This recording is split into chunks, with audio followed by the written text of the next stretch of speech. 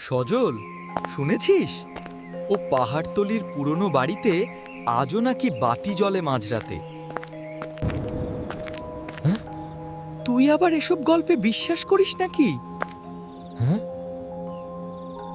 যদি সত্যই কেউ থাকে আমরা গিয়ে দেখব। এই বাড়িটাকে গ্রামের লোকেরা বলে মৃত্যু বাড়ি। সেখানে নাকি এক ভয়ঙ্কর গোপন রহস্য লুকিয়ে আছে। দরজাটা যেন নিজে থেকেই খুলে গেল। দেখ, ছবিটার চোখ যেন নড়ছে। চুপ, আওয়াজ করিস না। আর ঠিক তখনই সেই বুড়ি মহিলার আত্মা তাদের সামনে আবির্ভূত হয়েছিল। দৌড়া রায়হান।